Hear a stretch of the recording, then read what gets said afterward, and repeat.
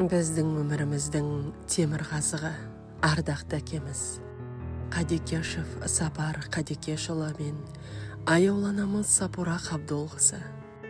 Олардың өмірлік өнегесі, ізгілік пен еңбектегі жолы біздің жүрегімізде мәңгілік із қалдырды. Асыл әкеміз Сапар Қадекешұлы 1928 жылдың қысы, яғни 15 қаңтарда Гурьев облысы Новобогат селосында дүниеге келді.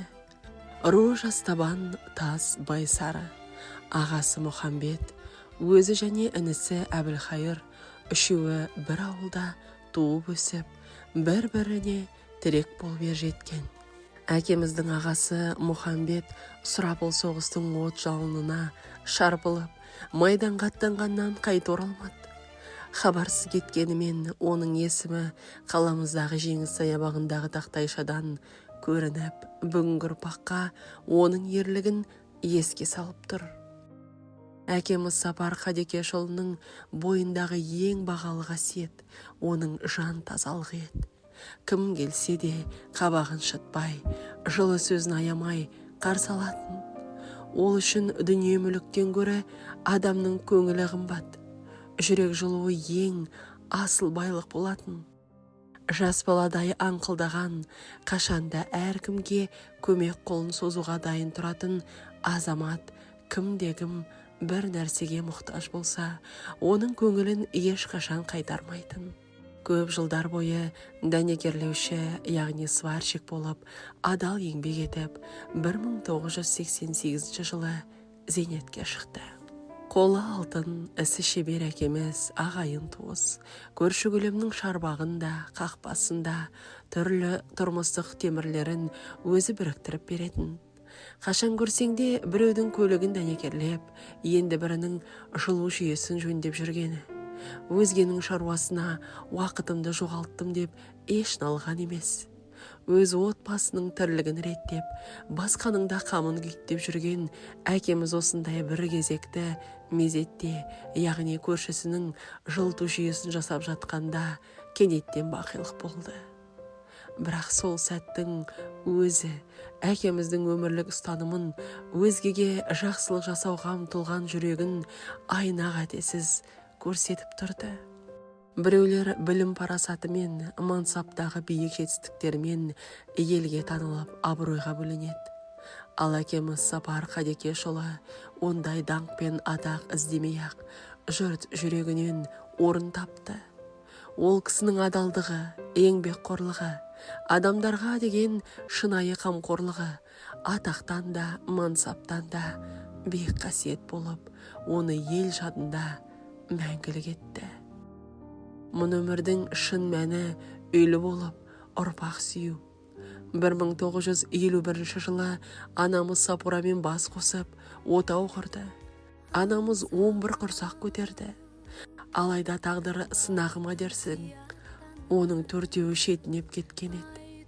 Десе де қалған 7 ұл қызын Жолдығали, Жалғас, Самиғолла, Жеңіс, Бақтығыз, Жұмағыз және Бақтыгүлді бар жан тәнімен, шексіз мейіріммен өсіріп тәрбиеледі. Әрбірі олардың өмір жолының, адал еңбегі мен шынайы сүйіспеншілігінің жемісі еді. Анамыз Сапура Қабдолқызы асылдың сынағы еді. Мінезі аса байсалды, сөзге сараң, бірақ жүрегі мейірімге толы болатын. Ешкімге қатты сөз айтып, жанын жаралаған емес. Оның салмақты да сабырлы болмысымен шынайы ниеті бәрімізге үлгі. Әрбір ісінде тазалық, әрбір сөзінде шындық бар еді. Ол ешкімге жамандық ойламайтын, әрдайым тілеулес болып жүретін. Бала кезімізде есімізде алған бір сәт бар.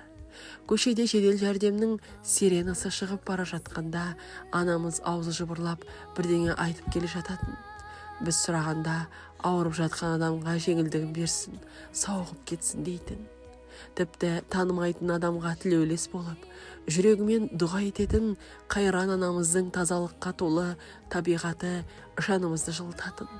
Ардақты анамыз отбасын береке бірлікке ұйыстырған жан еді. Келіндеріне әрдайым сырлас дос, ұл-қыздарына ақылын аямайтын қамқоршы болды. Үлкенге ізет, кішіге қамқорлық танытып, бәрін мейірім мен сабырға бөлейтін. Оның кең пейілі мен даналығы әрқайсымыздың жүрегімізде ерекше із қалдырды.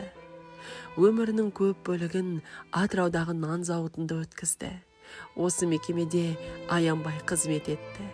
Қол еңбектен босаса да, ойы ізденістен босамайтын газет журналдарды жинап, қызығып оқитын. Анамыз әрдайым әулеттің бірлігін ойлап, балалары мен немерелерінің туған күнін тізіп жазып, ешқайсысын ұмытпай атап өтуді әдетке айналдырған.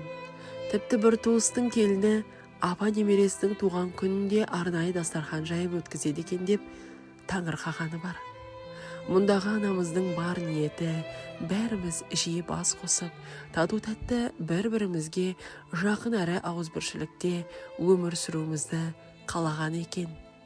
Иә, сол ардақты анамыздың шексіз пейілі мен жүрек жылуының арқасында Аллаға шүкір, бүгінде бәріміз бірлікте өмір сүріп келеміз. Бүгінгі күні бәрімізде ұл-қыз тәрбиелеп, немере сүйіп отырған ата әжеміз. Дегенмен Жолдығали мен Жалғас ағаларымыздың ортамызда жоқтығы көңілімізге әрдайым нәзік сағыныш пен қаяу салады. Десе де олардың артында қалған отбасы, өсіп өніп келе жатқан ұрпағы жанымызға медеу. Осылайша ата-анамыздың жүрегінен тараған жылу мен тәрбиенің тамыры үзілмей ұрпақтан ұрпаққа жалғасып келеді.